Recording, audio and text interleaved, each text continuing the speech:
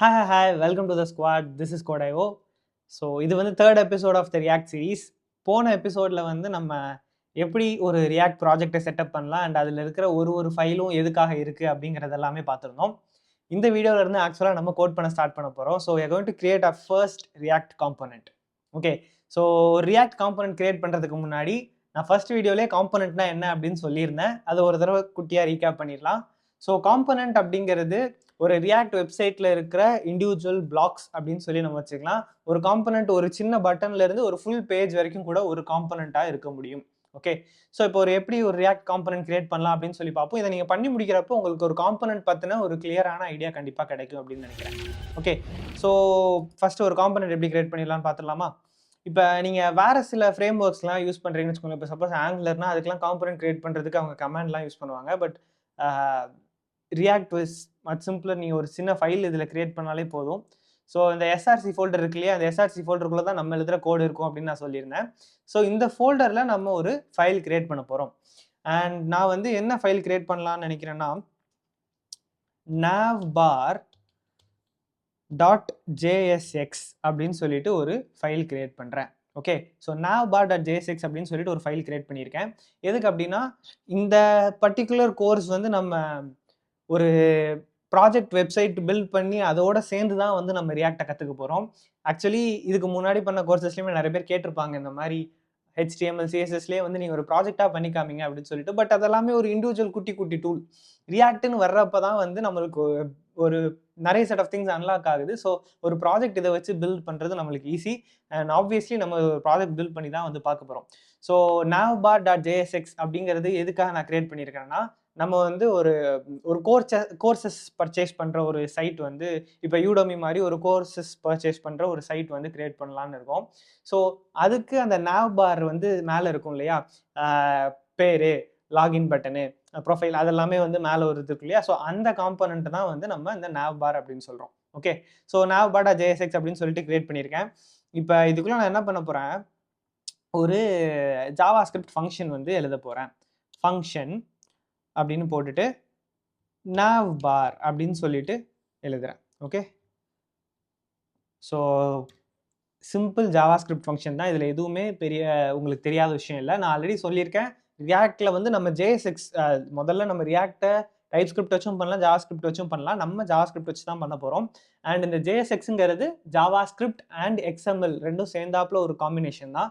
So இப்போ நம்ம எழுதுகிற ஃபங்க்ஷன் வந்து ஜாவா ஸ்கிரிப்ட் ஃபங்க்ஷன். இதுக்குள்ளே நம்ம HTML-ம் சேர்ந்து எழுதுவோம். ஓகே, ஸோ இந்த ஃபங்க்ஷன் navbar அப்படின்னு சொல்லிட்டு ஒரு function Java script function create பண்ணியிருக்கோம் இல்லையா.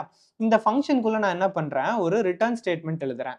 ரிட்டர்ன் அப்படின்னு போட்டுட்டு பேராந்தசிஸ் வைக்கிறேன். செமிகோலன் ஆப்வியஸ்லி உங்களுக்கு தெரியும், ஜாவா ஸ்கிரிப்ட் ஆப்ஷனல் தான். பட் நான் எப்பயுமே ஜாவா ஸ்கிரிப்ட் போஸ்ட்லேயே சொல்லிடுவேன் செமிகோலன் போடுங்க அப்படின்னு சொல்லிட்டு. ஸோ ரிட்டர்ன் ஸ்டேட்மெண்ட்டுக்குள்ளே நம்ம என்ன பண்ணுறோம், இந்த இடத்துல நம்ம HTML டைரெக்டாக எழுத போகிறோம். ஓகேவா, ஸோ நாங்கள் என்ன HTML எழுதுறேன் அப்படின்னா nav அப்படின்னு சொல்லிட்டு ஒரு டேக் உண்டு தெரியுமா. ஸோ அதை யூஸ் பண்ணி எழுதுறேன். அண்ட் இதுக்குள்ளே வந்து நான் ஒரு H2 வைக்கிறேன். அண்ட் இந்த H2ல வந்து நான் Code.io அப்படின்னு சொல்லிட்டு எழுதுறேன். அண்ட் இதுக்கு அடுத்து என்ன பண்ணுறேன் அப்படின்னா ஒரு பட்டன் கிரியேட் பண்ணலாம்.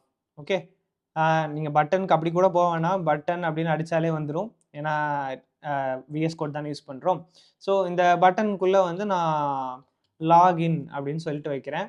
அண்ட் இதுக்கு எதுவும் கொடுக்க வேணாம், பட்டன் கான்கிளிக்லாம் எதுவும் இப்போதைக்கு கொடுக்க வேணாம். அது வெறும் பட்டனாகவே இருந்துட்டு போகுது. இப்போதைக்கு நம்ம எதையும் மேப் பண்ணல, சும்மா ஒரு காம்பனன்ட் கிரியேட் பண்ணுறதா அப்படின்னு பார்க்குறோம். ஓகே, ஸோ ஒரு ஹெட்டர் எலமெண்ட் ஒரு பட்டன் எலமெண்ட் ரெண்டுமே இருக்குது. இப்போ இந்த navbar.jsx அப்படின்னு சொல்லிட்டு ஒரு ஃபைல் கிரியேட் பண்ணியிருக்கிறோம். இந்த ஃபைலுக்குள்ள நம்ம ஒரு ஜாவா ஸ்கிரிப்ட் ஃபங்க்ஷன் navbarன்னு வச்சிருக்கிறோம். அந்த navbarங்கிற ஃபங்க்ஷன் என்ன பண்ணுது, ஒரு HTML பிளாக்கை ரிட்டர்ன் பண்ணுது. ஓகே, இப்போ என்ன பண்ணணும் அப்படின்னா இந்த navbarங்கிறது நம்ம மெயின் அப்ளிகேஷனோட கனெக்டடா இருக்கான்னு பார்க்கணும் இல்லையா. ஸோ ஃபர்ஸ்ட் அப்ளிகேஷன் ரன் பண்ணிக்கோங்க. இப்போ நீங்கள் மற்ற லாங்குவேஜ்லாம் பண்ணியிருந்தீங்கன்னா எழுதிட்டு அதை ரன் பண்ணி அவுட்புட் பார்ப்பீங்க இல்லையா. பட் ரியாக்டை நம்ம அப்படி செக் பண்ண மாட்டோம். இது வந்து அந்த பில்ட் டூல் வீட் இருக்குல்ல, அது தானாகவே பில்ட் பண்ணிக்கும். அண்ட் இந்த லோக்கல் ஹோஸ்ட்ல இருக்கும் அப்படின்னு சொல்லியிருந்தேன் இல்லையா. அந்த லோக்கல் ஹோஸ்ட்ல இருக்கிற அந்த URL-ஐ நீங்கள் ப்ரௌசரில் லோட் பண்ணி வச்சுக்கிட்டீங்கன்னா அதுவே அப்பப்போ தானா இது பண்ணிக்கும், ரீஃப்ரெஷ் பண்ணிக்கும். ஓகே, ஸோ இப்போ இங்கே அதுதான் வந்து இங்கே லோட் ஆகிருக்குது. நம்ம முன்னாடிலாம் லைவ் சர்வர்லாம் யூஸ் பண்ணுவோம், அதெல்லாம் இங்கே தேவையே இல்லை. நீங்கள் சேஞ்ச் பண்ணிங்கன்னா தானாக மாறிடும். ஓகே, ஸோ அதை ஓப்பன் பண்ணி வச்சுக்கோங்க. இப்போ என்னன்னா நம்ம navbar.jsxன்னு ஒரு காம்பனன்ட் கிரியேட் பண்ணியிருக்கிறோம். பட் அதுக்கும் நம்மள்ட்ட இங்கே டிஸ்பிளே ஆகிற பேஜுக்கும் சம்மந்தமே இல்லை. ஏன்னா இந்த காம்பனண்ட்டை நம்ம பேஜில் நம்ம ஆட் பண்ணவே இல்லை. ஸோ அதை ஆட் பண்ணணும்னா என்ன பண்ணணும், ஃபஸ்ட்டு இந்த navbar.jsxை இங்கே இந்த ஃபைலிலிருந்து எக்ஸ்போர்ட் பண்ணணும். இந்த ஃபைலிலிருந்து எக்ஸ்போர்ட் பண்ணிவிட்டு அதுக்கப்புறம் நம்மளோட மெயின் ஃபைலில் இம்போர்ட் பண்ணிக்க போகிறோம். ஓகே, ஃபஸ்ட்டு இங்கேருந்து எப்படி எக்ஸ்போர்ட் பண்ணலாம், எக்ஸ்போர்ட் டிஃபால்ட் அப்படின்னு போட்டுட்டு navbar அப்படின்னு சொல்லிட்டு போட்டிங்கன்னா போதும். navbar தானே நம்ம இங்கே கொடுத்துருக்கிற அந்த காம்பனண்ட்டோட பேர். ஸோ எக்ஸ்போர்ட் டிஃபால்ட் navbar அப்படின்னு சொல்லிட்டு நீங்கள் கொடுத்தா போதும். ஸோ இதுதான் வந்து சிம்பிளாக ஒரு காம்பனண்ட் எப்படி கிரியேட் பண்ணணுங்கிறதுக்கு இதுதான் ஒரு எக்ஸாம்பிள். ஓகே, ஒரு ஜாவாஸ்கிரிப்ட் ஃபங்க்ஷன், அந்த ஃபங்க்ஷன் வந்து ஒரு HTML பிளாக்கை ரிட்டர்ன் பண்ணுது அண்ட் ஃபைனலாக அந்த காம்பனண்ட்டை நம்ம எக்ஸ்போர்ட் பண்ணுறோம். இதுதான் வந்து ஒரு சிம்பிளஸ்ட் காம்பனண்ட். ஓகே, இப்போ நம்ம என்ன பண்ண போகிறோம், இந்த காம்பனண்ட்டை இது ஸ்டில் நம்ம எக்ஸ்போர்ட் பண்ணிட்டோம், ஆனாலும் நம்மளோட பேஜில் வந்து அது டிஸ்பிளே ஆகாது. ஆகிறதுக்கு என்ன பண்ணணும், அதை நம்ம இம்போர்ட் பண்ணி ஆட் பண்ணணும். ஸோ என்ன பண்ணலாம், நான் ஃப்ளோ சொல்கிறப்பே சொல்லியிருந்தேன், index.html தான் நம்மளோட மெயின் ஃபைல். ஓகே, index.html என்னெல்லாம் இருக்குன்னு பார்த்தீங்கன்னா, இங்கே வந்து ஒரு வீட்டோட SVG ஐக்கான் இருக்குது. ஆக்சுவலி இது நம்மளுக்கு இப்போ தேவையில்லை, இவனை ரிமூவ் பண்ணிடலாம். ஓகே, அது இங்கே இந்த இடத்துல இருந்துச்சு, லைக் நான் கை காட்டுறேன் பார்த்தீங்களா, அந்த இடத்துல இருந்துச்சு. ஸோ அதை நம்ம இப்போ ரிமூவ் பண்ணிட்டோம். டைட்டில் கோடைவோ அப்படின்னு சொல்லிட்டு இருந்துட்டு போகுது. இந்த div id is equal to root கண்டிப்பாக தேவை அப்படின்னு சொல்லி அதை யூஸ் பண்ணி தான் நம்ம ரீப்ளேஸ் பண்ணுறோம். ஓகே, ஸோ யா இதுதான் வந்து index.html. அண்ட் இந்த index.html நான் என்ன சொல்லியிருந்தேன், இந்த div id is equal to root-ஐ வச்சு நம்ம அந்த இடத்துல சிங்கிள் பேஜ் அப்ளிகேஷனாக அது பிஹேவ் பண்ணும், அதுக்கு பதிலாக வேற ஒன்று லோட் பண்ணும் அப்படின்னு சொல்லியிருந்தேன் இல்லையா. ஸோ அப்போ என்ன வரும், index.html-லேருந்து அது அடுத்து நேராக வரப்போகிறது main.jsx. ஓகே, இந்த main.jsx-ல பார்த்தீங்கன்னா கிரியேட் ரூட் அப்படின்னு போட்டுட்டு கெட் எலிமெண்ட் பை ஐடியில் ரூட் எடுத்து அந்த இடத்துல நம்ம ஆப் அப்படிங்கிற காம்போனண்ட்டை மட்டும் இன்க்ளூட் பண்ணியிருக்கிறோம். ஓகே, ஸோ இதெல்லாமே நான் முன்னாடி எக்ஸ்பிளைன் பண்ணது தான், ஜஸ்ட் ரீகேப்பிங். ஓகே, ஸோ இந்த இடத்துல ஆப்புங்கிற ஒரு காம்போனண்ட்டை மட்டுமே இதுக்குள்ளே வச்சிருக்கோம். ஸோ அந்த index.html அங்கே டிஸ்பிளே ஆகுறது இந்த ஆப் காம்போனண்ட் மட்டும் தான். இந்த ஆப் காம்போனண்ட் என்ன இருக்குது அப்படின்னு பார்த்தீங்கன்னா, இங்கே app.jsxன்னு ஒரு ஃபைல் வச்சிருக்கோம். இதெல்லாமே டிஃபால்ட்டாக கிரியேட் ஆனது. ஸோ அந்த app.jsx-க்குள்ளே போய் பார்த்தீங்கன்னா இங்கே பாருங்க, அந்த ஆல்ரெடி இங்கே இருக்கிற எலமெண்ட்லாம் இங்கே தான் இருக்குது. வீட்டோட லோகோ, ரியாக்டோட லோகோ, அதுக்கப்புறம் நம்ம கோடையும் எழுதின டெக்ஸ்ட்டு, அப்புறம் இந்த கவுண்டர் பட்டனு, அப்புறம் இந்த இது எல்லாமே வந்து இங்கே இருக்கிற விஷயங்கள் தான். ஸோ இப்போ என்ன ஆயிருக்குது, இந்த main.jsx-ல காட்டும், அந்த main.jsx-ல நம்ம ஆப் அப்படிங்கிற ஒரே ஒரு காம்போனண்ட்டை தான் லோட் பண்ணியிருக்கோம். அண்ட் அந்த ஆப்குள்ளே தான் வந்து நம்ம எல்லாத்தையும் எழுதி வச்சிருக்கோம். ஸோ இப்போ நம்ம என்ன பண்ணலாம், இந்த ஆப்பில் நம்மளோட navbar-ஐ ஆட் பண்ணணும். இந்த ஆப் காம்போனண்ட் இருக்கு இல்லையா, ஆப் காம்போனண்ட்குள்ளே நம்மளோட navbar காம்போனண்ட்டை ஆட் பண்ண போகிறோம். ஓகே, அண்ட் நீங்கள் இன்னொரு விஷயம் தெரிஞ்சுக்க வேண்டியது என்னன்னா, ஒரு காம்போனண்ட்குள்ளே இன்னொரு காம்போனண்ட் வந்து இருக்கலாம். இது சிங்கிள் பேஜ் அப்ளிகேஷன் சொல்லியிருந்தோம் இல்லையா. ஸோ பேசிக்காக ஒரு மெயின் காம்போனண்ட் இருக்க போது அந்த காம்போனண்ட்குள்ளே நம்ம என்னென்ன காம்போனன்ட்ஸ்லாம் வேணுமோ அதெல்லாம் ஆட் பண்ணிக்க போகிறோம். அது அந்த எது வந்து ரீலோட் ஆகணுமோ, இதில் வந்து அப்டேட் இருக்கோ அது மட்டும் திரும்ப அப்டேட் ஆகிக்கும். ஓகே, ஸோ இப்போ இந்த ஆப்பில் வந்து தேவையில்லாம நிறைய இருக்குது. ஸோ நான் எல்லாத்தையும் ஃபஸ்ட்டு ரிமூவ் பண்ணிடுறேன். ஓகேவா, அங்கே இருக்கட்டும். இந்த ரிட்டர்ன் ஸ்டேட்மெண்ட்டுக்குள்ளே இருக்கிறத மட்டும் ரிமூவ் பண்ணுறேன். ரிட்டர்ன் ஓகே, ஸோ இங்கே வரைக்கும் இருக்கிறதெல்லாம் ரிமூவ் பண்ணிட்டேன். மேலே இருக்கிற ஒரு இதையும் சேர்த்து ரிமூவ் பண்ணிட்டேன் போல். சரி பரவாயில்ல, நான் அதை அப்புறமா பண்ணி காட்டுறேன். ஓகே, ஸோ இப்போ இங்கே வெறும் ரிட்டர்ன் மட்டும் தான் இருக்குது. அண்ட் இந்த இது நம்மளுக்கு தேவையில்லை, இதையும் நான் டெலீட் பண்ணிடுறேன். ஓகே, அதனால் நம்ம தேவைப்படுறப்ப பார்த்துக்கலாம். ஸோ இந்த இடத்துல ஆப் அப்படிங்கிற ஒரு காம்போனண்ட் நம்ம எப்படி navbar-னு ஒரு காம்போனண்ட் கிரியேட் பண்ணோமோ அதே ஃபார்மேட்டில் தான் இதுவும் இருக்குது பாருங்கள். ஃபங்க்ஷன் ஆப் அப்படின்னு சொல்லி போட்டிருக்கு ஒரு ஃபங்க்ஷன். அதுக்குள்ள ரிட்டர்ன் ஸ்டேட்மெண்ட்ல இவ்வளோ நேரம் HTML பிளாக் இருந்துச்சு, இப்போ நம்ம டெலிட் பண்ணியிருக்கோம். அண்ட் ஃபைனலாக பார்த்தீங்கன்னா எக்ஸ்போர்ட் டிஃபால்ட் ஆப் அப்படின்னு சொல்லி கொடுத்துருக்காங்க. இந்த ஆப் காம்போனண்ட் நம்ம எக்ஸ்போர்ட் பண்ணுறோம். இப்போ நம்ம என்ன பண்ணுறோம், இந்த ரிட்டர்ன் இருக்கு இல்லையா, இந்த ரிட்டர்னுக்குள்ள நம்ம எழுதியிருக்கிற navbar காம்போனண்ட்டை பிளேஸ் பண்ணுறோம். ஓகே, ஸோ navbar காம்போனண்ட்டை பிளேஸ் பண்ணுறதுக்கு முதல்ல என்ன பண்ணணும், அங்கே எக்ஸ்போர்ட் பண்ண navbar-ஐ இங்கே இம்போர்ட் பண்ணணும். ஸோ இந்த மேலே ஆல்ரெடி இந்த இதெல்லாமே இம்போர்ட் பண்ணியிருக்காங்க இல்லையா, இதெல்லாம் நம்மளுக்கு இப்போ தேவையில்லை. இப்போ இந்த app.css-லாம் இம்போர்ட் பண்ணியிருக்காங்க இல்லையா. ஸோ இந்த மாதிரி நம்ம இதையும் இம்போர்ட் பண்ணணும். எப்படி இம்போர்ட் பண்ணலாம்னா, இம்போர்ட் நம்ம காம்போனண்ட் பேர் என்ன, navbar.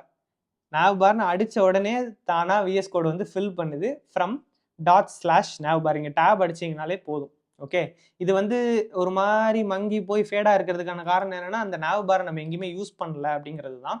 ஸோ இப்போ இந்த இடத்துல என்ன பண்ணுறேன்னா navbar அப்படின்னு சொல்லிட்டு ஓப்பன் டேக் க்ளோஸ் டேக் போடுறேன். ஓகே, எதுக்கு ஓப்பன் டேக் க்ளோஸ் டேக் போடுறேங்கிறதுக்கு நான் வரேன்.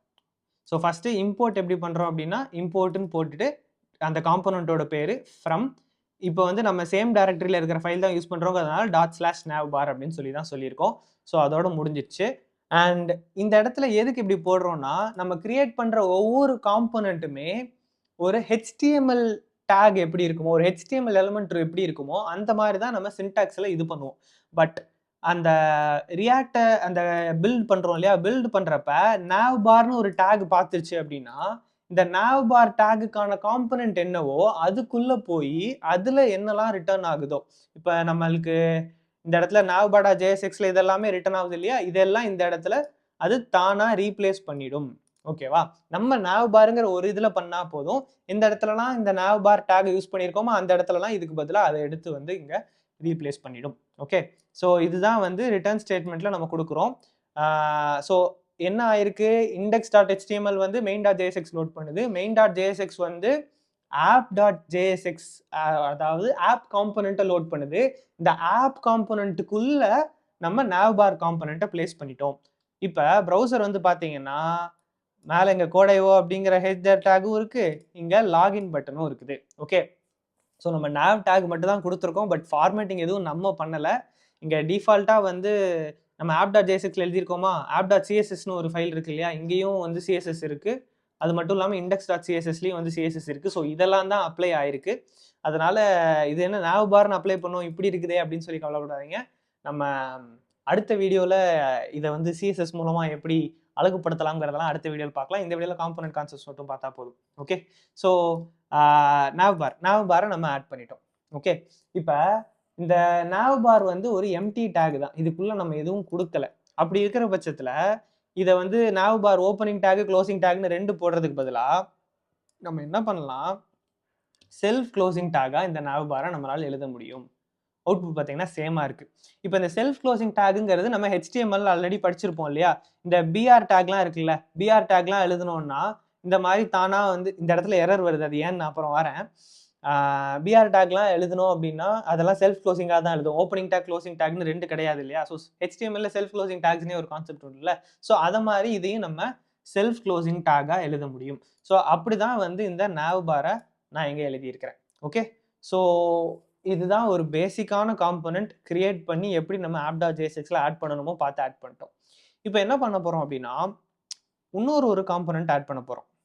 ஓகே, அந்த இன்னொரு காம்போனன்ட் வந்து என்ன காம்போனண்ட்டாக இருக்கலாம், கோர்ஸ் பற்றி தானே இது பண்ணுறோம்.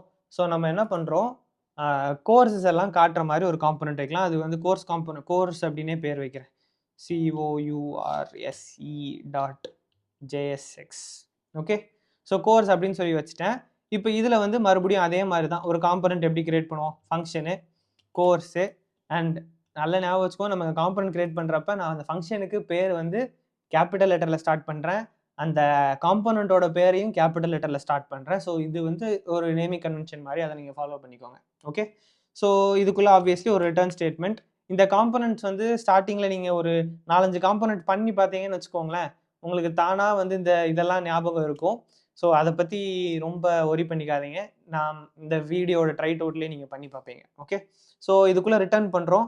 ரிட்டர்ன் நம்ம என்ன பண்ணலாம்னா ஒரு கோர்ஸை பற்றி காமிக்கிறதுக்கு நம்ம என்னெல்லாம் பண்ணுவோம்,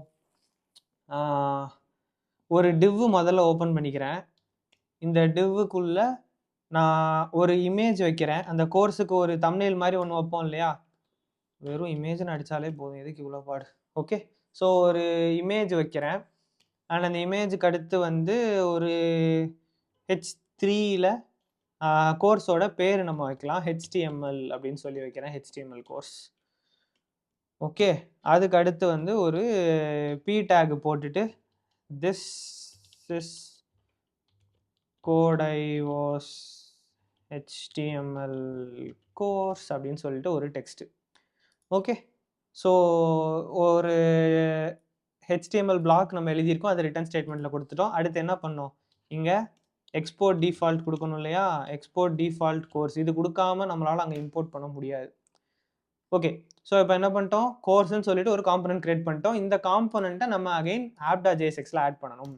ஸோ இப்போ இங்கே வந்து என்ன பண்ணுறேன், எப்படி navbar கொடுத்துருக்கோமோ அதே மாதிரி நான் கோர்ஸ்ன்னு கொடுக்குறேன். இங்கே நான் கோர்ஸ்ன்னு கொடுத்தோன்னே நீங்கள் பார்த்தீங்கன்னா மேலே ஆட்டோமேட்டிக்காக இம்போர்ட் கோர்ஸ் ஃப்ரம் ./course அப்படின்னு சொல்லி அவனே இம்போர்ட் பண்ணிட்டான். இதெல்லாம் VS கோட் மூலமாக நம்மளுக்கு கிடைக்கிற பெனிஃபிட்ஸ். பட் அகைன் ஞாபகம் வச்சுக்கோங்க, மேலே இம்போர்ட் பண்ணியிருந்தா தான் நம்மளால் இங்கே யூஸ் பண்ண முடியும். பட் நான் இங்கே கோர்ஸ்ன்னு எழுதுனதுனால அது தானே இது பண்ணிடுச்சு. ஓகே, இப்போ இங்கெல்லாம் வந்து சிகப்பு கலரில் எரர் காட்டுறான். ஓகே, இதுக்கு முன்னாடி நான் வந்து அந்த BR டேக் இங்கே போட்டு காட்டப்பவும் அப்பயும் எரர் காட்டினான். இது என்ன அப்படின்னா, did you want a JSS fragment அப்படின்னு சொல்லி கேட்டிருக்கான் பார்த்தீங்களா. adjacent JSX elements must be wrapped in an enclosing tag. இதுக்கு என்ன அர்த்தம்னா, ஒரு காம்பனண்டோட அந்த ரிட்டர்ன் இருக்கு இல்லையா, அந்த ரிட்டர்ன் ஸ்டேட்மெண்ட்ல நம்ம ஒரே ஒரு HTML பிளாக்கை தான் வந்து நம்ம ரிட்டர்ன் பண்ண முடியும். இந்த இடத்துல navbarன்னு ஒரு பிளாக்கு, அப்புறம் கோர்ஸ்ன்னு ஒரு காம்பனண்ட், 2 காம்பனண்ட்டை சேர்த்து இப்படி ரிட்டர்ன் பண்ணுறோம் இல்லையா, இது வந்து பாசிபிள் கிடையாது. ஸோ என்ன பண்ணுறோம், இதை ரெண்டுத்தையும் வந்து ரேப் பண்ணுறோம். ரேப் அப்படின்னா இப்போ நம்ம கிஃப்ட் ரேப்லாம் சொல்லுவோம் இல்லையா, ஸோ அந்த மாதிரி இதையும் வந்து சேர்த்து ஒரு டேக்குள்ளே போடணும். யூஸ்வலாக வந்து நம்ம டிவ் டேக்குள்ளே வச்சு ரேப் பண்ணுவோம். பட் டிவ்ங்கிறதே வந்து சில ப்ராப்பர்ட்டிஸ் ஆட் பண்ணுவோம் இல்லையா, ஸோ நம்ம அதுக்காக என்ன பண்ண போகிறோம், ஒரு எம்டியாக 2 டேக்ஸை வச்சு அந்த எம்டி டேக்ஸுக்குள்ள இதை வந்து போட போகிறோம். ஓகே, ஸோ அங்கே பார்த்தீங்கன்னா மேலே இருக்கிறது எம்டி ஓப்பன் டேக், கீழே இருக்கிறது எம்டி க்ளோஸ் டேக். ஸோ இது ரெண்டும் போட்டோன்னே அந்த எரர் போயிடுச்சு. இங்கே பாருங்க, HTML this is HTML's கோடைவோஸ் HTML course அப்படின்னு சொல்லி வந்துடுச்சு பார்த்தீங்களா. ஸோ இதெல்லாம் ஃபார்மேட்டிங்லாம் இல்லை, நான் சும்மா காம்பனன்ட்ஸ் எப்படி ஆட் பண்ணணும், காம்பனண்ட் ஆட் பண்ணுறது உங்களுக்கு தெளிவாக புரியணுங்கிறதுக்காக தான். ஸோ அதில் மட்டும் ஃபோக்கஸ் பண்ணுவோம். ஸோ navbar கோர்ஸ் அப்படிங்கிற ரெண்டுமே இங்கே வந்து கரெக்டாக வந்துடுச்சு. எதனால் என்ன சொல்லிட்டு இருந்தேன், fragment, yeah shit. Okay, so அந்த ஃப்ராக்மெண்ட் தான் empty open tag close tag இருக்கு இல்லையா, ஸோ இதுக்குள்ளே நம்ம போடணும். இதை வந்து ஃப்ராக்மெண்ட் அப்படின்னு வந்து சொல்லுவாங்க. ஸோ அந்த ஃப்ராக்மெண்ட்டுக்குள்ளே தான் வந்து வச்சாகணும். மல்டிபிள் விஷயம் இருக்குது அப்படின்னா, இப்போ நீங்கள் இந்த app.jsx ஸ்டார்டிங்லேயே நம்ம டிலீட் பண்ணுறதுக்கு முன்னாடியே பார்த்தீங்கன்னா இதே மாதிரி ஒரு ஃப்ராக்மெண்ட்குள்ளே தான் எல்லா கோடையும் எழுதி வச்சுருந்துருப்பாங்க. ஓகே, ஸோ அதே மாதிரி ஒரு ஃப்ராக்மெண்ட்குள்ளே வந்து நம்ம எழுதிட்டோம். ஓகே, ஸோ இப்போ இங்கே பார்த்தீங்கன்னா இந்த இடத்துல 2 காம்பனண்ட் இருக்குது. navbar காம்பனண்ட் ஒன்று இருக்குது, கோர்ஸ் காம்பனண்ட் ஒன்று இருக்குது. ஸோ பேசிக்காக எப்படி ஒரு காம்பனண்ட் உங்களுக்கு கிரியேட் பண்ணணும் அப்படிங்கிறது வந்து தெரிஞ்சிருச்சு. ஓகே, இது தாண்டி இன்னும் சில விஷயங்கள் நம்ம இந்த வீடியோவில் பார்க்க போகிறோம். அது என்ன அப்படின்னா,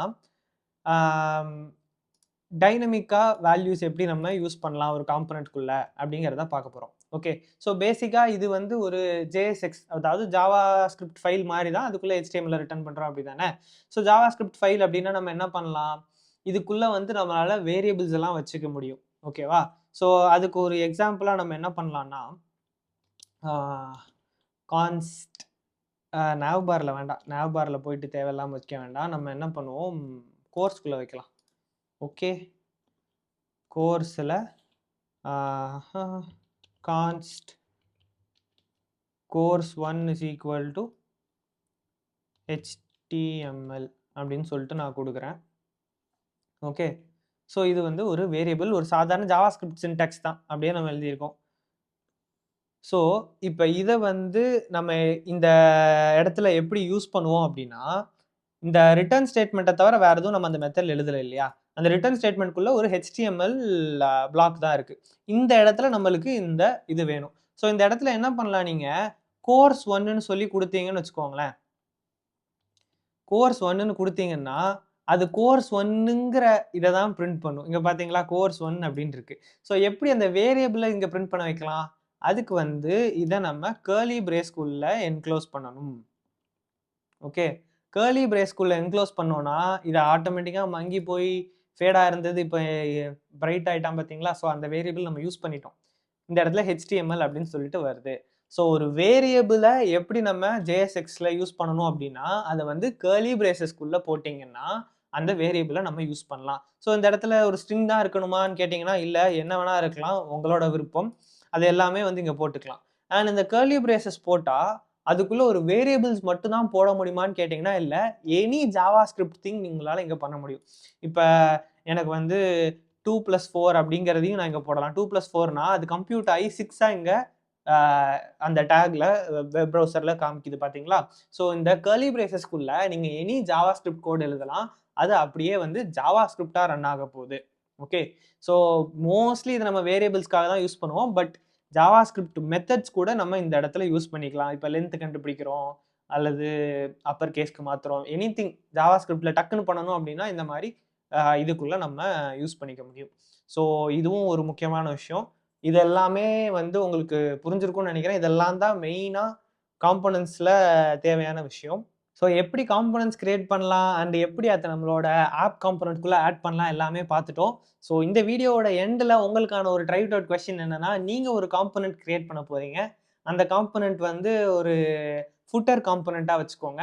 அந்த ஃபுட்டர் காம்போனன்ட்ல ஜஸ்ட் உங்களோட நேமோ அல்லது நீங்க ஒரு கம்பெனி நேமோ அந்த மாதிரி பிரிண்ட் பண்றதுக்காக ஒரு சிம்பிளான ஒரு சின்ன காம்போனன்ட் வந்து எப்படி கிரியேட் பண்ணுவீங்க அப்படின்னு சொல்லிட்டு கமெண்ட் பண்ணுங்க. அடுத்த வீடியோல இப்ப இங்க இருக்கிறது எல்லாமே வந்து டிஃபால்ட்டா இருக்கிற சிஎஸ்எஸ் அப்படியே யூஸ் பண்ணியிருக்குது இல்லையா? இதுக்கு பதிலா நம்மளாவே சிஎஸ்எஸ் எந்த மாரிலாம் குடுக்க முடியும் ரியாக்ட்ல?